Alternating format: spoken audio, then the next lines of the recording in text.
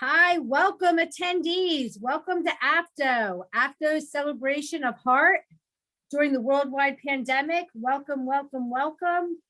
So we want to know who is with us. So put in chat who you are, what agency you're from. Let us know who is here. We'd love to hear from you. My name is Tara Pastor Camerata, and I'm the president and CEO of Pastor Training, Inc., along with my awesome hostess with the mostest, Tracy Nicholson, and she is our food safety manager from McDonald's Corporation. So we're here to help you today, along with our special guests. So welcome, welcome, welcome. So if you would, let us know who you are. Hi, welcome. All right. Hi, Daniel. Hi, Philip. Hi, Chris. Welcome. Welcome, Patricia. Welcome, Dilip. Hi, Robert. All right. Welcome, Sarah. Glad you're here. Let's find out who's here with us today. We have Kansas. We have Pennsylvania, West Virginia. All right. Hi, Clint. Hi, Heather. Yay, Veta. All right. Hi, Renee. Hey, Jessica. How's it going? Wonderful. Welcome, Debbie. Hi, Nancy. So glad you guys are here. Hi, Aaron, Wilma. All right, we have a great crew. Put in where you're from. Kelly from South Carolina. Yes. Hi, Zach. Welcome. Glad you're here. All of our friends, all of our AFDO friends. So exciting. I'm glad you're all here to celebrate AFDO's celebration of heart during the worldwide pandemic. Hi, Tim from Utah. Dawn from Oregon. Hi, Jeffrey from Pennsylvania. Excellent. Yay. Hi, Ivy. Western Carolina. Beautiful part of the world. Excellent. I used to live in Lake Norman. All right. Hi, Hyatt. Welcome. Glad you're here. Kimberly from Wisconsin. Fantastic. Who else is here? Tina from Maryland. Sarah from Maryland. This is a lot of fun. Glad you guys were able to join us. We are super excited about today's program today. Hi, Louisa from Washington. Yay, excellent. Who else is here? Sign in, let us know. Check out all of your friends, all of our participants here. James from Kansas. We have the whole country represented. This is exciting. Okay, so we'll be starting in about a minute. Want to give everyone an opportunity to get hooked on, get connected, get excited about our presentation for AFDO's Celebration of Heart. If you've just joined us, please put in chat where you're from. You can see a lot of friends here, a lot of AFDO friends. We really appreciate your support. Remember, AFDO is all about connect, share, impact, and protect. That's what we're all about. We're here to make a difference in public health. We're here to make a difference in the lives of everyone. Hi, Karen from Houston. All right, excellent. And just to remind everyone, AFDO's Celebration of Heart during this worldwide pandemic, HEART stands for health, evolution, adaptation, resiliency, and tenacity.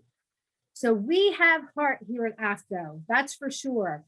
And if you were on our previous month's sessions, we had fabulous sessions with the Georgia Department of Agriculture, the Georgia Department of Behavior Health and Developmental Disabilities, and Georgia Rapid Response Team. So we want to thank our friends in Georgia for really doing a fabulous job with educating all of us and really opening the door to this awareness of health, the awareness of evolution, adaptation, resiliency, and tenacity. Okay, if you just joined us, put in where you're from. Hi, Nina. Hi, Ray. Welcome. Glad you're all here to join us. Okay, so let me check with Tracy. Tracy, are we ready to get started? We are ready. All right, so welcome everyone. Welcome to AFDO's Celebration of Heart during the worldwide pandemic. As I mentioned, I'm Tara Pastor Camerata, delighted to be here along with Tracy Nicholson. All right, let's find out who's with us and let's start the polls. Amy, let's get started. Okay, our first poll, how many people here, how many people are on the Georgia Mindfulness Call and the Heart Call? Let us know. Number one, remember we had Georgia Department of Agriculture, Georgia Department of Behavioral Health and Developmental Disabilities, and Georgia Rapid Response teams that contributed to this. So please let us know what call you were on. We'll give it about a minute. Amy, how are the results coming in? They are good. We have about 40% of people that were voted, but you missed a few questions. We have how many people downloaded the app?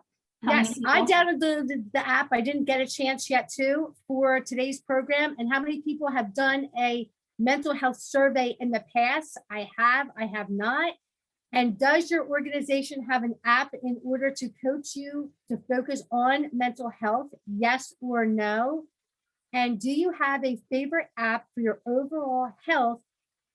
And what do you have? So you can put that into chat. Thank you, Amy.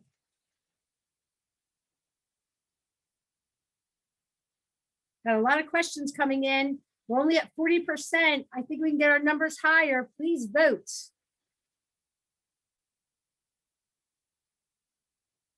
All right, how many people were at the Georgia Mindfulness Call, Heart Call? How many people downloaded the app? How many people have done a mental health survey in the past? Does your organization have an app in order to coach you to focus on mental health? And do you have a favorite app for your overall health? And what do you have? Put it in chat.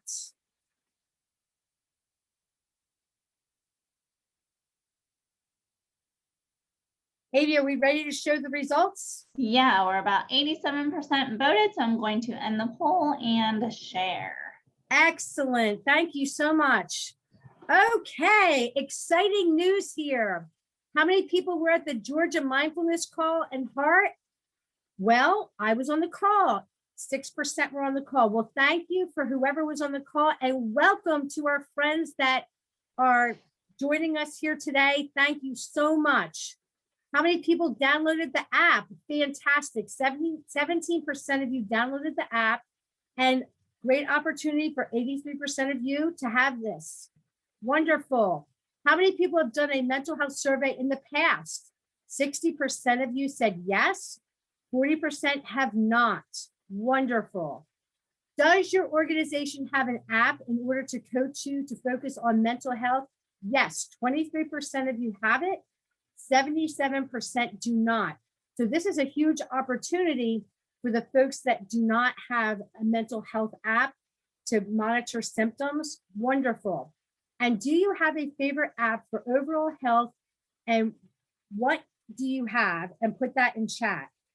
Okay, so I don't see anything in chat right now on what kind of favorite apps, but I can tell you one of my favorite apps is Fitbit. Okay, someone else has Balance. Very good, thank you so much. Okay. Amy, any more polls? Nope, that's it. All right, it gives me great pleasure to turn it over to Tracy. Tracy, take it away. Thanks, Tara.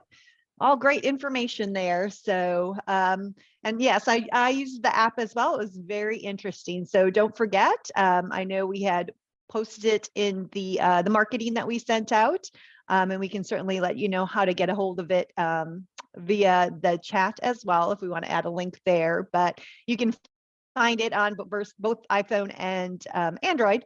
Just go into the Play Store or whatever and search for it, and you can download it. We'll have a visual of that in a moment. Okay, so before we get going, just wanted to do some rules of engagement. So obviously, we want you to use the chat box to ask any questions, make any comments. Really want you to participate in this. So we want to make this as useful and interesting and entertaining for you as possible. So definitely engage through that. We will keep you on mute in the meantime. And if at some point we decide that the group is small enough and we can take you off mute to ask questions or make comments, we'll let you know. But if we do something like that, we'd have you raise your hand first. So we do have some emojis that you can use. So definitely use the reaction emojis to let you know how things things are going or to be able to answer questions as well. The session will be very fluid. We've got multiple presenters, as well as we're going to do some Q&A after each of our two main presenters. So we'll keep it moving and engaging, but definitely if there's something you want to know more about, again, use the chat and let us know. But really, we just want you to have fun and feel free to participate and be part of this. It's all about you, your mental health, the people that surround you. So definitely let us know if there's anything you would like to know more about. Hey, Tracy, I'm going to be my normal self and just chime in here for a quick second.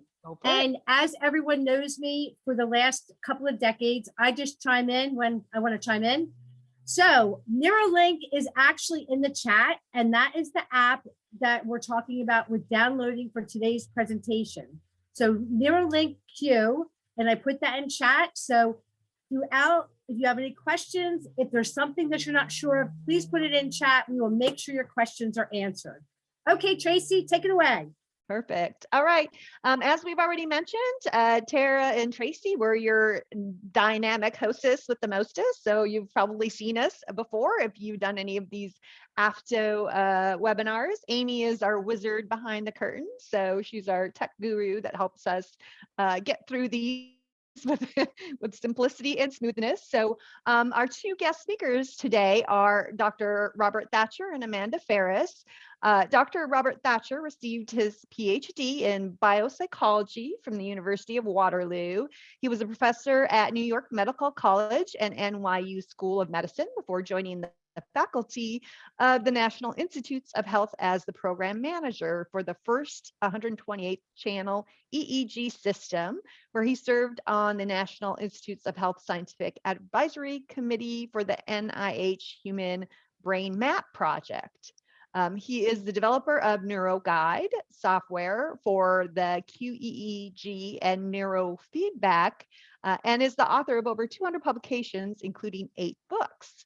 His most recent books are the Handbook of Quantitative Electroencephalography, or EEG, sorry, and EEG biofeedback, and the Z-Score Neurofeedback Clinical Applications. He is currently the director of Applied Neuroscience Research Institute and the president and CEO of Applied Neuroscience Incorporated.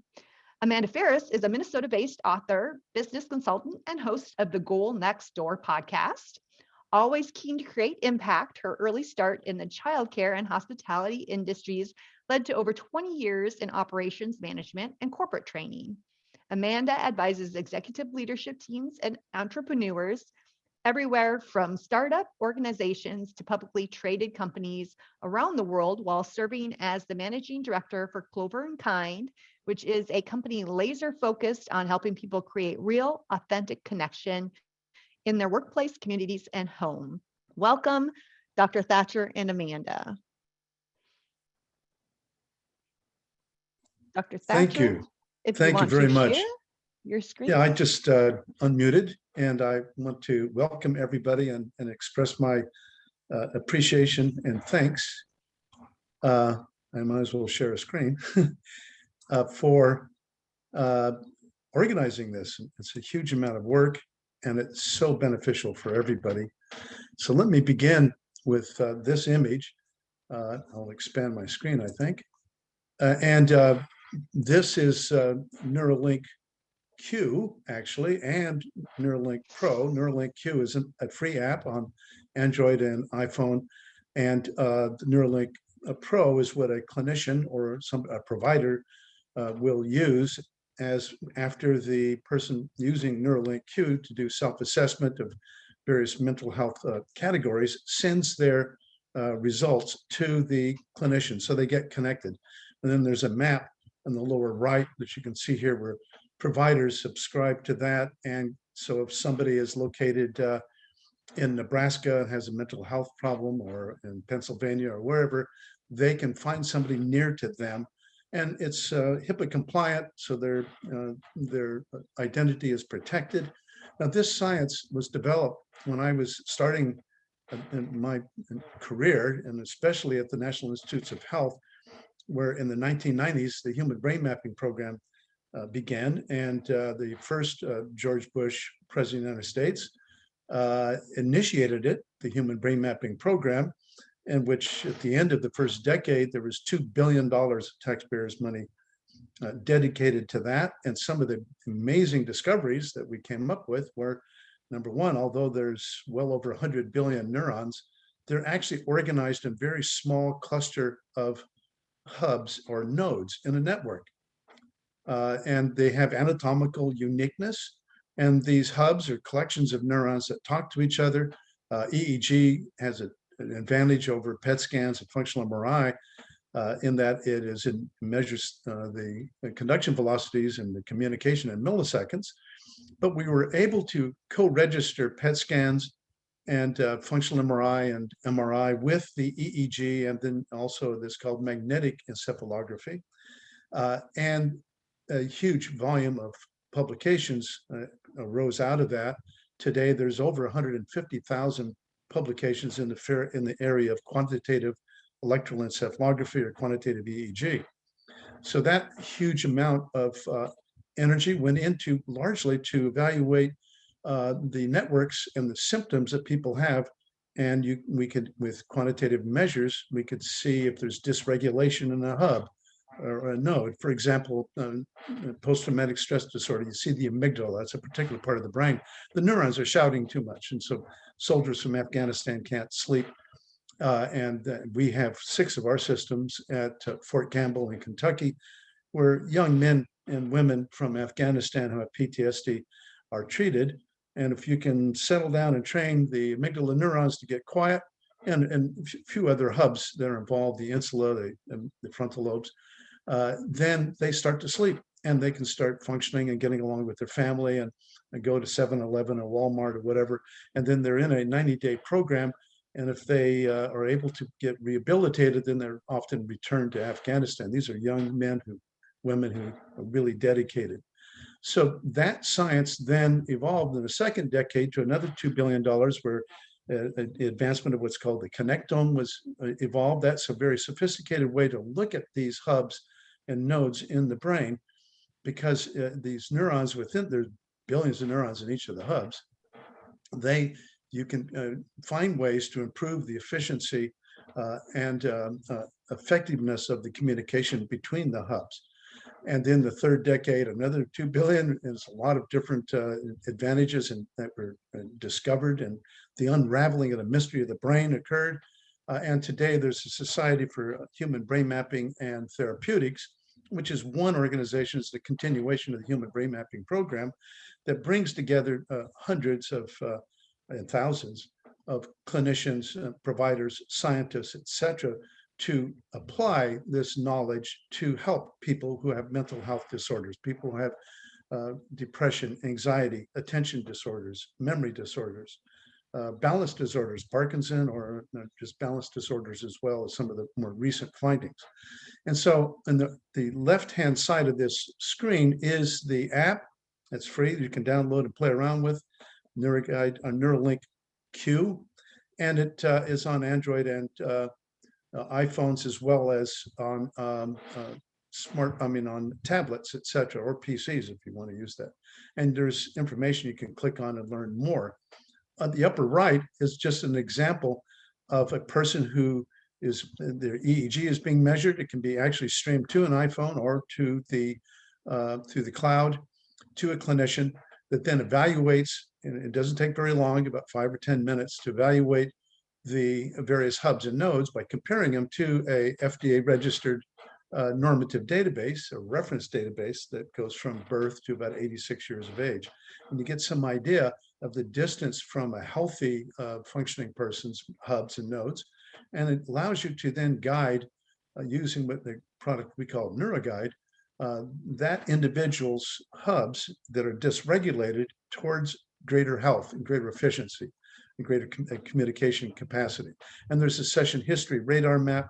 So you want to see the severity, the symptom severity to go down and to center around as you iterate and around in a circle and give various sessions. This also is done through virtual remote, especially with the COVID-19 challenge in mental health. Today, long haulers are somewhere around 10% of those that have been infected, and that could be as many as 3 million to 30 million individuals. So there's going to be a long-term health challenge, and the Society for Brain Mapping and Therapeutics has been invited by the Biden administration with their task force to present a position paper to address the mental health problems using apps, using the best technology we can, because today, because of the COVID virus, many clinicians remotely communicate and help. So, and it doesn't mean that people can't still come into their offices, but that's the main concept behind the app. Now, I'm going to very briefly stop sharing and show you the app itself. Hopefully this works. And it's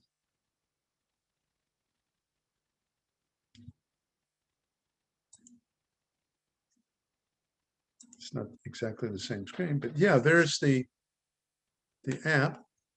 I can expand that so you can see the app. This is the initial screen. Then you can get the app that's on my iPhone.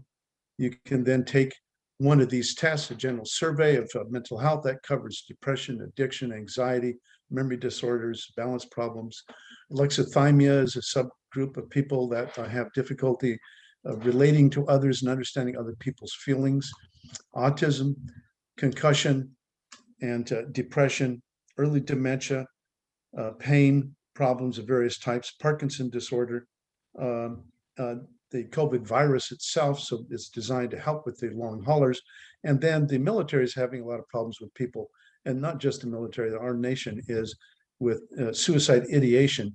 And so we designed the app so that people hopefully can get connected to a clinician that can help them. I just played around with it before to show you now what after you take the exam, the general survey, what you want is the severity of these symptoms to go down. You can also look at it in graphs. I'll take a look at the Excuse me, Dr. Thatcher. Yes. There's a question about the tests on that beginning of the app. Does one person just select one of the tests, or if they feel as though they fall in multiple categories, do they do multiple tests? How does that work? Initially, it's just that one test. That's the way it's designed now. But that is a general survey. And then you get connected to a clinician after that. And depending on what your specific problem is, it could be Parkinson's, it could be autism, depression. Then the clinician or the provider will open up the other ones to more deeply probe into it. So each of the other ones, the questionnaires, are actually included in the general survey. So it's a good idea. Good idea to start there. Thank you. And so you can play around with this. You can get rid of the cortex and get rid of the head. So, and then you can look at different networks. Here's the attention network. If it's green, then that means the severity is really mild or not. It's normal. Yellow is moderate, and red is severe. I think compulsive came out high, so that's red. I really don't have a compulsive problem, but I just play around with this. And then you can zoom it up and get rid of it. There's all kinds of things you can do. Then you can click and go to the scientific literature, at least learn about the compulsive network for OCD and some of the science. And then you can also always go to the National Library of Medicine and learn more. So that is essentially what it is. I can show you a couple questions from the general one. I'm going to go here. This is the test you would take. Here's the general disclaimer. Then I have cravings for alcohol and drugs. I am easily distracted, let's say rarely. I usually have to repeat words, rarely, etc. So you just go through this exam to evaluate what the severity of your problems are, that with a rank ordering of 5 different degrees of severity. And so let me go further. After you do that, you send your results to the clinician who then has Neuralink Pro, actually, it's let me take this down, and that gets you connected then to make sure I get the right password. That's not the right password.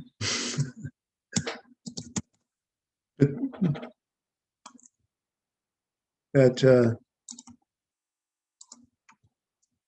I'll have to bring up. I'm unable to, for some reason, to get this thing to behave properly. Feel free to put your questions in chat. Feel free to put your questions in chat. No problem. We like questions as we work on doing this. Yeah, and I'll just quickly, here is the password. And I'm just going to relaunch it so you can see how quick it goes.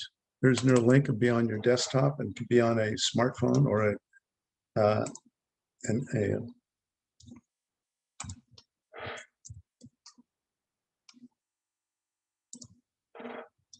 and now this is what the clinician sees, and the clinician can get connected to for example, I'll select myself, and look, you got the same questionnaire. And then you can send this to, you can receive it or export it to another person or to the patient. You can import various things, and it has what you saw on the that will go to the app, and you can then evaluate the severity of your symptoms. Dr. Thatcher, would you like to share your screen? Oh, goodness. That would be great. And there was a question in chat. Is this free for everyone? Yes, the app is free for you to download. Absolutely. So I actually have a question. Yeah. Thinking that kind of raised the question. So when you talk about sending it to the clinicians, are these like specific clinicians that you have listed as a resource that's tied to the app? And also then, is that something that would be free or something that the subscriber would have to pay for, or the app user would have to pay They for? would have to arrange that with their clinician. And there is third-party reimbursement on some people. If they're going to be assessed by a clinician, it may be out of pocket. But that, it really depends upon the clinician and the patient relationship. But the app itself is free, and you can take it as many times as you want. You can evaluate these different, you've already seen what I had before. There's the attention network. It's the same thing. Now, this is what the clinician sees when the client or the patient sends their report. He then evaluates this, and he also looks at the radar maps and the line graphs to make sure they're moving in the direction of greater health, of improved mental functioning in the areas that are important to them. You can also, the clinician can launch NeuroGuide, which is a program that imports the EEG, evaluates the EEG. And I'm going to stop sharing and quickly just show you NeuroGuide. So Dr. Thatcher, when you mentioned clinician, what type of clinician are you talking about? These are psychiatrists, psychologists, neuropsychologists, neurologists. Basically, they record the EEG, they evaluate the EEG, and then you can bring up this. It's called the NeuroNavigator. These are based upon the human brain mapping program for different symptoms and different categories of symptoms. This happens to be the attention network. We can look at the up here are symptoms. We can look at the Parkinsonism, for example, and then you can evaluate the cerebellum, the parts of the brain that are involved in movement disorders and balance. You can look at a variety of different networks, all established by the work at the National Institutes of Health and Montreal Neurological Institute and other places. Here's autism spectrum disorder. The Salience network is a very important one. I won't go into the details. Schizophrenia, tinnitus, working memory, and different parts of the cerebellum. So then once you've evaluated these networks and are ready to do neurofeedback or whatever your treatment is, you then go to export, and you export these networks to a neurofeedback protocol to do then neurofeedback. And you can do this remotely, as I mentioned. I'm going to stop sharing and just quickly show you.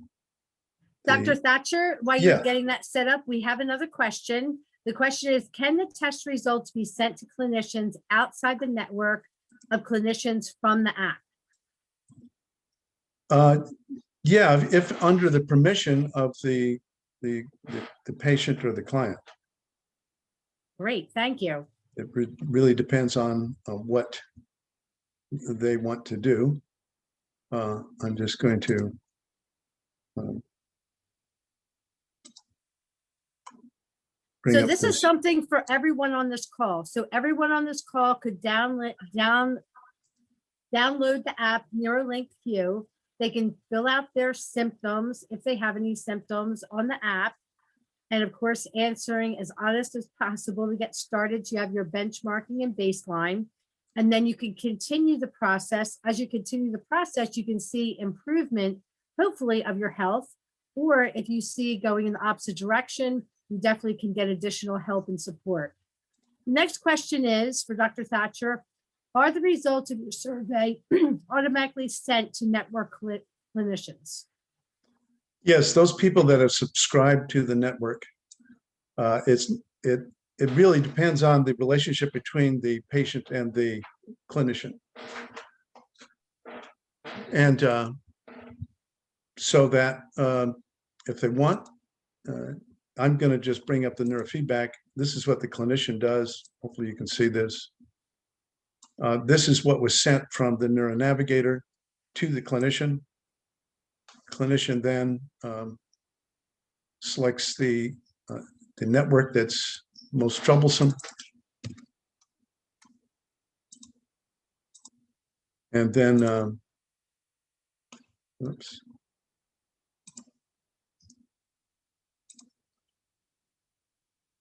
And then this is a biofeedback session that is just starting. Let me change the threshold. It's a little and every time the brain, let's say it's the amygdala for PTSD or it's a hippocampus for memory, gets in the right range, then this green dot will appear. The US military at Fort Campbell, they say, soldier, keep that green dot on, okay, as much as you can.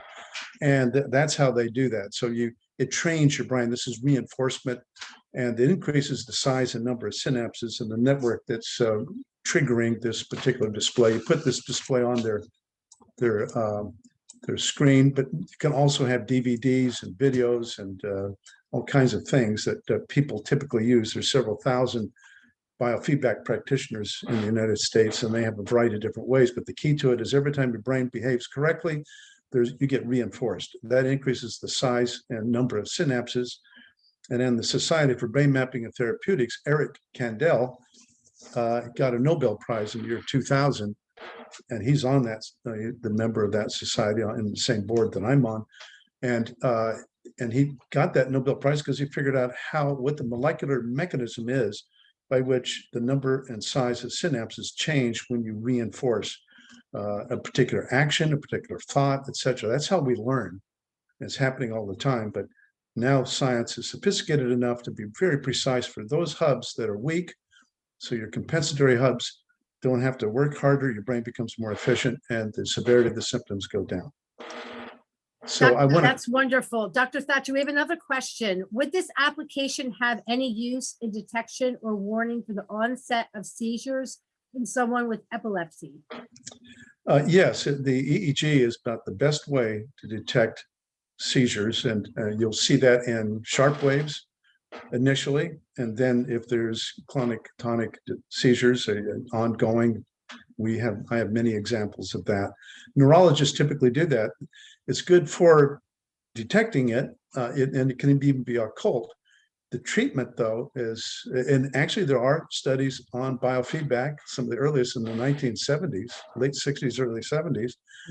Barry Sturman at UCLA is an individual who became very well known because he worked with cats first that had seizures, but since then It's really helped. There's a neurologist in one of our customers in Tallahassee who has helped many people with seizures. You reinforce, essentially what's done, you reinforce the connections from the healthy part of the brain, because there's a runaway child in your garage burning things up. So you get the rest of the family kind of be nice to him, communicate with him, and then those neurons start behaving better. And it's that kind of analogy. So love that analogy. Very easy to understand. The other thing, we have another question in there that says, how can this app be used to reduce the effects of aging? Of aging? Aging, yes. Well, if you increase the number and size of synapses and strengthen them and minimize the dysregulation in your brain, that reduces stress and it makes the brain itself healthier. So it's like a brain in some ways is like a muscle. The more you use it, the better you'll get at it. And so everybody can improve the quality and function of their brains. That we have 22 systems in MacDill Air Force Base for the military dealing with special ops. And these are people 120 IQ and higher. There's 80,000 of them roughly. But they have their problems. They'll have depression, PTSD, addictions, divorces, all kinds of stuff. And then there's a large group that are really functioning quite well, but they move them in the direction of peak performance. They want to make sure that they're alert, they've got good attention, they get along well with others, they get good social skills. All of those components of being a healthy human being are important. Baseball players, similar, Philadelphia Phillies sent us several pitchers a while back who would lose concentration about the fifth inning, and then one pitch and the game is over, or sixth inning. And those were attention deficit pitchers, basically had a hard time controlling to concentrate. But you can improve the attention network, reduce the anxieties. And they did that for a number of years for their players. So they didn't have to give them ADHD drugs and stuff like that. Excellent. Dr. Thatcher, we have another question, and I think there's a little confusion here. The question is, can I keep my own results private and not share them? Yes. Okay, thank you. Can you explain that and how that works, please? Yeah, just keep them private. Don't share them. It's completely on your smartphone. If you download the smartphone now, this just shows you the number of rewards per time. I think it was 10, 15 minutes, whatever it was. But if you just keep it on your smartphone, don't share it. And then if you do share it, it's HIPAA compliant. So there is no way for that person to link your identity, to what you sent unless you give them permission. So that's a relationship between the clinician and the patient, and that's standard. That's very important in the area of suicide and depression, for example. But in general, people would need to protect their medical information. And also, this is a useful app because you can play with it. And if you have anxiety or sleep problems or whatever that is, you can use it to learn what the literature is, but also to work on yourself, to move yourself in the direction of greater health without having to go to a clinician. And usually a lot of this is parents who have problems with children, attention problems, and various issues in school, et cetera.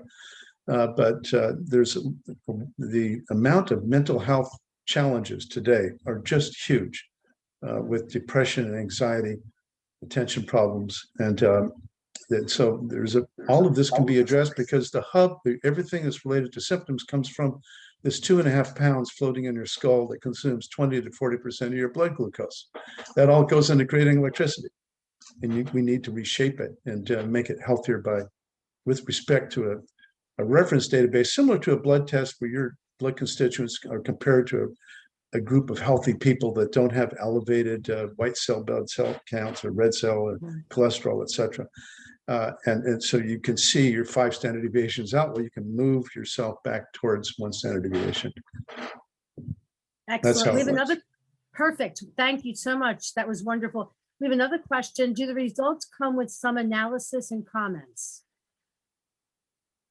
Yes. The number one, the first step is a clinic report, which you can do I'm not showing it here, but you click report and then you go down automatic clinic report writer. And that's a 20 or 25 page report that takes in all this, does all these analyses in about 1 or 2 minutes. And it has a set of statements known based upon the scientific literature from the National Institutes of Health and the PubMed. We primarily rely upon the National Library of Medicine. And if you do a search on any of those areas, like it's anxiety in the brain, those statements are there based upon the hubs that are deviant from normal for that report. So yeah, there's a narrative and also charts that you can have to show improvement over time. Wonderful. So I know we have a couple of minutes left in your presentation before we go on to Amanda. So do you have any closing thoughts or any last minute things that you'd like to share with everyone, Dr. Thatcher? Well, I especially want to thank you and the organizers for what you're doing. It's very important to step up to the challenge of mental health disorders, which are that are really huge. We don't even know the full consequences of them yet. But your organization is there to do that, there to help. And the COVID-19 challenge is going to be around for a long time with the long haulers. And there was a long history of mental health problems before the COVID-19. Mm-hmm. So we need to step up and meet that challenge with efficient and low, inexpensive technology that's scientifically solid and not risky, and can link somebody who has problems with somebody that can help them. And so we're going to try to expand on that model as we're developing software now, so we can get up to 1,000, 10,000 people on the map. And I didn't show exactly what it is, but if you click on one of the clinicians on your smartphone, you'll get all the contact information from that clinician. And then you can contact that clinician by email or however you wish. And so it empowers the mental health challenged individual to get help efficiently. And that also includes remote virtual training, because it's the brain. It doesn't have to be invasive. You don't have to go in and inject something or cut part of your body out. You just train those synapses to move in the direction of greater stability and efficiency. Excellent. Dr. Thatcher, you have been absolutely fantastic. And I know I can speak for everyone on this call. Thank you so much for being a part of this. Thank you so much. Thank you. Okay. All right. Now, Tracy, would you like to do the next introduction? Yeah, so next up is Amanda Ferris, and she's going to talk to us about how we can utilize some of this information for improving performance and mental health. So Amanda, why don't you go ahead and take it away? Thank you, Tracy. So before we get into the nuts and bolts of it, I wanted to share a little story from back in my childhood. So as a kid, I grew up in Burnsville, Minnesota, and my dad worked for the Ford Motor Company on the assembly line on rotating shifts. So he would be working sometimes overnight, sometimes during the day, but whatever the case was for his shift, I always wanted to make sure I could either stay up late or wake up when I heard his vehicle pulling in the driveway so we could have a good heart-to-heart conversation. He always had such interesting stories about the people that he worked with, and I loved hearing about the history of Henry Ford and how assembly lines work. And so he would, get home sometimes at 3 or 4 in the morning, and we'd pour ourselves a bowl of cereal and have a little chat. And I loved how he would also tie in life lessons. And these are some of my most cherished memories. So his job at the plant at that time on the assembly line involved, they were producing the Ford Ranger, which is a small size pickup truck. And he would, for his entire shift, be moving the driver's side and the passenger side door, which is about 50 to 70 pounds of metal, from one conveyor belt to another side, and then put it on a big hook over and over and over. So his entire shift, he's in a very physical, fast-paced environment. And one night when I was waiting up for him, he didn't arrive home on time, and an hour passed and another hour passed. And when he finally got home, I was just sobbing. I mean, I must have been 6 or 7 years old, and I didn't know what happened to my dad. Cell phones weren't really a thing back then, and he wasn't quite himself when he arrived home that evening. So we sat down and poured ourselves some cereal, and he shared with me that he caught himself falling asleep on the job. Now, that was scary enough for my little kid self to hear that about my dad. I didn't want him to get hurt. But what shocked me the most and really stuck with me was that while his body shut down and put him in a more of a micro nap state, his body kept going through the motions, even though he was napping. And it wasn't until he stumbled and woke himself up to realize that this occurred. Now, well, fortunately for my dad, this awareness brought an opportunity for him to change departments, change time of day where this wouldn't be an issue in the future. But it definitely draws attention to the fact that we often don't acknowledge any issues that we have until an urgent or severe problem presents. And I have to ask, which of our brain networks are potentially falling asleep on the job? Now, we know that brain function is influenced by glucose levels, sleep deprivation, like in the case of my dad, or intoxication. And while we would never let a loved one or a colleague get behind the wheel of a vehicle after having too much to drink or not having enough sleep, what are we doing for ourselves on a daily basis to support our mental well-being and optimal performance? And what else might be impacting our performance and can we measure it? So where Neuralink Q comes into play, it helps answer a lot of these questions for us on a daily basis. So I just want to take a quick moment and thank you for being on this webinar, because this is an opportunity while you're here live, or if you're watching the recording, to take a moment and step back from your thoughts and really take a moment to think about how that's impacting your life. Because we're human, we are the only creature on the planet who have the capacity for metacognition, which is the ability to step back from our thoughts and have thoughts about our thoughts. So just take a second and imagine or think about what you're thinking about. Can you identify? Is it a feeling? Is it a phrase? What are you thinking about? And what do you think about that? Now, research shows us that the average human has between 12,000 and 60,000 thoughts each day. And of those thoughts, 95% of them are the exact same as the prior day. Now, if we were to take a step back from each of those thoughts and then have another thought about that thought and analyze it, that would be exhausting and it would be very time consuming, but it would definitely hold us back from our peak performance because we're sitting analyzing these thoughts. But how do we overcome that issue? Neuralink Q. So this is a great way for us to analyze the impact of those thousands of thoughts over the course of time in aggregate, in real time, in the palm of our hand.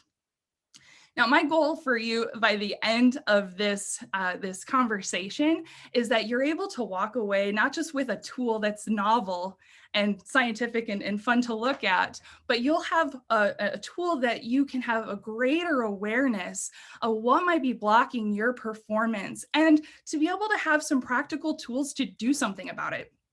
I think we can all agree that it has been a very stressful year. And even if you're not a person who is experiencing that stress, cognitively speaking, you probably know somebody in your life, whether that's at work or at home or somewhere out there, even if it's just the news, who's experiencing that stress. And while the stress in our lives presents differently for everyone, not all stress is bad. Examples of this good stress or eustress in nature might be an example of the pressure of carbon or the pressure on carbon to create a diamond. In life, examples of eustress that help drive performance and our growth might be deadlines at work and how that drives us to have a beneficial outcome. And maybe a first day on the job or a first date and the excitement of a roller coaster. Having a fun challenge so you can expand your horizons. These are all examples of good stress, but when it teeters into distress, which is harmful for us and gets in the way of that performance that we're looking for, that can present as anxiety, depression, trauma, igniting that fight or flight response in us, or eventually might, as you can see in what's happening in the world, whether it's the rise of suicidality, as Dr. Thatcher mentioned, this is a crisis long before the pandemic. And this type of distress over time can be emotionally and psychologically damaging. No, we've all taken personality assessments, which are a great tool to get an idea of kind of who we are. It's validating, and whether you're taking a BuzzFeed survey on which Disney princess you are, all the way to Myers-Briggs and Enneagram. These are great resources for us, but they only really scratch the surface of who we are. And I like to think of it more as a topographical map, and really helps us navigate the landscape of our potential and predictability. So those assessments, most of the popular ones anyway, use inductive science, which is usually through the form of a questionnaire. And what's valuable about Neuralink Q is it also enlists the support of deductive science, which is comparing it to that national database so that you can see where those healthy levels of thought processes are. Tara, I see you on screen here. You got a question. I do. So I need to know, Amanda, and so do all of our listeners, what do you mean by 90% of thoughts are the same each day? So a lot of these thoughts are not something that we are conscious of. If we were to listen to our thoughts, we would just hear the same types of things on repeat cycling. How this might present in the body as a thought in motion might be worry. So your worry thoughts, you might not be identifying it. You just know you're worried about your bank account. You're worried about your kids. You're worried about what's going to happen. We don't know what's going to happen in our business or what tomorrow might look like if I get that phone call. So while we might not be able to script out every single thought, many of those thoughts are on repeat. And actually over 80% of those thoughts are typically negative, of situations that might never happen. So it's a really interesting balance when you get into the measurement of these tools. But instead of having to zero in on what those specific thoughts are, when we can step back, we can zoom out and see where these thoughts are kind of leaving tread marks in our neural pathways, we can actually do something about it to start creating healthier habits of thinking. I hope that helps. Excellent. And Amanda, that was fantastic, Amanda. Thank you so much. Now, another question popped in. How can we use this information to improve our performance at our jobs? I'm so glad. I'm so glad you asked that. Yes. So just like we were talking about the personality assessments and how using inductive science helps us get that landscape of where we're at, Neuralink Q acts more as a real-time GPS to give us that feedback on how we're doing. So you might have high potential, have great training, motivation, and your Strengths Finder might say you have, amazing potential. Maybe you're going to be the next world leader. But until we have that real-time feedback to indicate the barriers that are coming up, I like to think of it as, you could have a world-class athlete, but if you put a backpack full of bricks and ankle weights on them, and then you line up some guys in front of him, he's not going to be able to perform, right? And we do this to ourselves subconsciously. We have these thought processes, we have these unhealthy brain networks that are creating these barriers that most of the time we aren't aware of. So by using Neuralink Q to identify what those mental tripwires are, whatever those backpacks full of bricks are, then we can step back and start to make those small tweaks to see the results that we want. And it's not going to seem as hard. So what works for achievement? And I'm assuming that if you're on this call, you're probably an achiever. So in order to get to where you are, you might have enlisted grit or hard work, practice, willpower, focused on your strengths. You might really be passionate about your why. All of those are valuable, and all of those can help you be an achiever. However, when you're in achiever status, you are consistently inconsistent. And what works to become an achiever is not adequate to take you to the next level of being a peak performer. So when Dr. Thatcher is talking about special ops teams, there's a reason why they're using this, because they want to go from achievement to being peak performers consistently. Now, research shows us that high performers still experience stress, but they are able to stay more resilient under that stress, and they experience fewer performance dips due to fatigue, distraction, or overwhelm. So it's hard for us to perceive our performance without measurement. Anyone who's tried to put on a pair of skinny jeans in December knows what I'm talking about. Can I get an amen? So having this biofeedback for ourselves to check in on a regular basis is great, so we can manage ourselves, but also when we can see the indication that it might be a good time to go see a clinician or another professional who can help us manage those inflamed brain networks. Some things that might pop out outside of use of the app, which might be that call to action, that urgent problem that presents, like falling asleep on the job or having an issue at work in a relationship. But you might see a change in your sleep patterns. You might see additional stress, inability to focus. Your memory might be an issue. And just your ability or capacity might be altered, where normally you might be able to juggle a lot of balls in the air, and somebody throwing something in there is not a big deal. But if you're anything like me, over the last 14 months, it just isn't the same as, I'm not operating in the same context. And so if somebody asks me, hey, can you just do this one more thing? Or hey, can you, spend a day help? I'm like, please don't ask me one more thing. Even though I might have been able to handle that a year ago, or even on a good day, there are still thought processes impacting me, including the pandemic or social unrest. Things that are happening do impact us, and to be able to access those abilities. We want to have, I don't want to use the term biohack, but if we're able to have more optics on what's actually going on, then we can be gentler with ourselves and find the tools that we need to relieve that pressure so that we can get the results we want. So I love how Neuralink Q gives you that visual representation in a more of a stoplight color scheme. So okay, I'm in the green, I'm good, but I might want to focus on that amber this week, or I'm heading into the red. I think I need to get in touch with somebody who can talk this out with me, or maybe engage in a different type of therapy. Now, something I want to remind you is that unhealthy thinking is not limited to anxiety, depression, suicidality, or shutting down. A lot of high achievers tend to vacillate an unhealthy thinking spectrum, where they might have achieved success, but maybe you feel stuck, or you've reached a plateau, and getting to the next level, you're not sure how you're going to get there.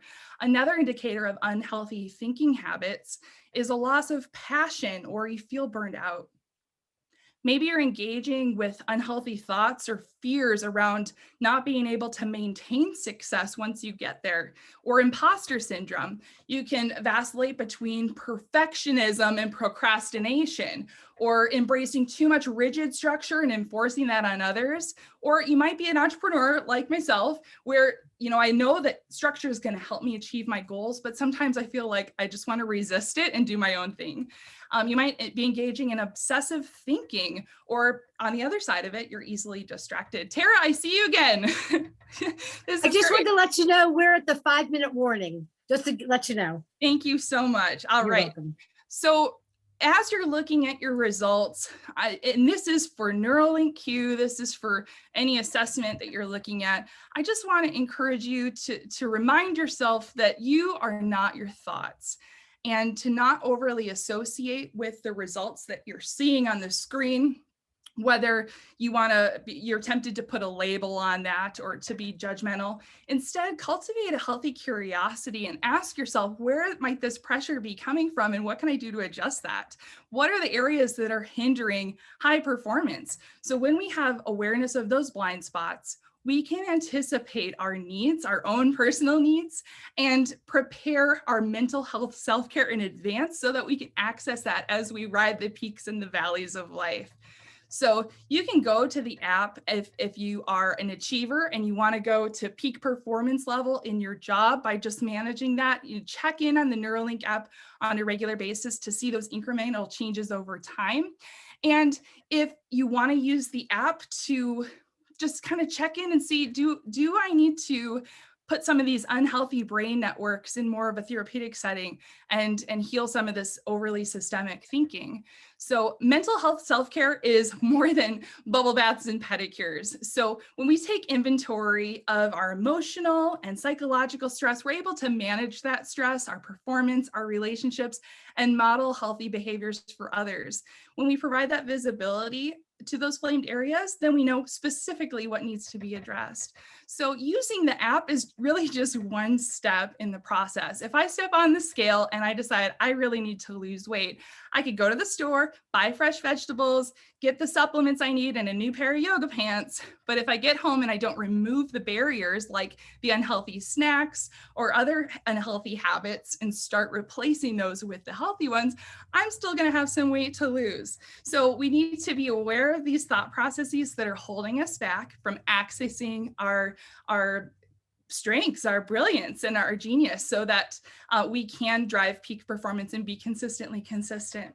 So I want to encourage you as well in your workplace, and I know there's another webinar that's going to be coming up here in a few weeks, as you're working with others, or this could be at work or this could be at home, to use this app to open up dialogue and to even if you're just comfort setting in a meeting and you want to start off with a brag and a bummer, so you can hold space to celebrate what's going well for a person. And also, this is the reality. We're still dealing with the effects of the pandemic. You can still achieve the purpose of your meeting and your work and achieve your goals, but you can do it in a way that honors people and honors your mental health. And you can start to create more conversations on realistic expectations and cultivating more trust. This is just a great resource.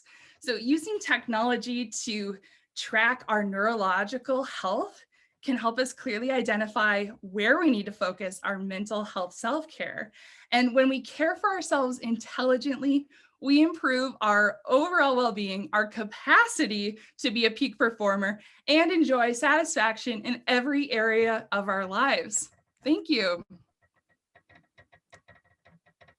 Amanda, thank you so much. That was fantastic. I speak for everyone here on this call and AFDO. Thank you, Dr. Thatcher. Thank you, Amanda. Thank you, Amy, behind the scenes. And of course, my amazing host, Tracy. We look forward to seeing you all next month for more of AFDO Heart. We care about you. You're important. Tell us what you think. We're going to get some feedback from all of you so we can continue to have this conversation. Don't forget to get your Neuralink Q app, download it. And thank you, thank you, thank you. If you have any questions, we'll be happy to stay on and answer any questions that you have. This will be available on AFDO's website. We look forward to seeing you all next month. Any closing thoughts? Dr. Thatcher? Just one question I happen to notice, is this is EEG the same as in a doctor's office? Basically, the EEG is high school students measure the EEG, so it doesn't have to be in doctor's office. But yeah, if it's a neurologist who are usually interested in epilepsy, then that's what they look for. If it's a psychiatrist or a neuropsychologist, they tend to use what's called quantitative EEG. Neurologists just use eyeball examination of the squiggles to see if there's an epileptic event, which is actually more powerful. Our eyeballs are more sensitive than a lot of computer algorithms. So that's one of the, but you have to look at hours and hours and hours of EEG. But only 1% of the population has epilepsy, or 1 to 1.5, compared to depression, anxiety, memory problems, movement disorders, etc. And that's the domain of the clinical psychologist, neuropsychologist, neurofeedback practitioner, psychiatrist, who then do quantitative EEG. They don't just visually look at the squiggles, they put it into a computer and they do things like spectral analyses, and then they do the inverse solution like the National Institutes of Health and look at the hubs. And so that is something we have about 100 neurologists on our as customers. That doesn't mean all neurologists, but many times neurologists will just send refer the patient, if they have epilepsy, to some specialist, and they don't even bother measuring the EEG. So I thought hopefully that was helpful. And when it comes to animals having cognition, for sure, my cat just jumped off my lap as I started to talk to you guys. So there's no doubt about we have so much to learn by examining the brain, the human brain, and just all kinds of amazing things that predated the development even of the human brain from very octopuses, etc. So one last thing, our funding came from the Department of Agriculture, actually at the University of Maryland for the database. They were interested in the relationship between environmental toxins and child development, brain development. So we did neuropsychological tests, neurological evaluations, and quantitative EEG, as well as the relationship with nutrition. To what extent does healthy nutrition protect you from the deleterious effects of environmental toxins? And also where people live and stuff like this. And so we published quite a few papers on that, but the majority of the database actually came from that area that we use now as a reference. It's a very well-established, tested and published reference database. So hopefully that's helpful. Absolutely. Again, thank you so much, Dr. Thatcher. You are fabulous. Thank you, Amanda. Absolutely wonderful. We loved having you. And we hope you come back and visit us here at your AFDO friends. Thank you, everyone. Be safe, be well. Thank you.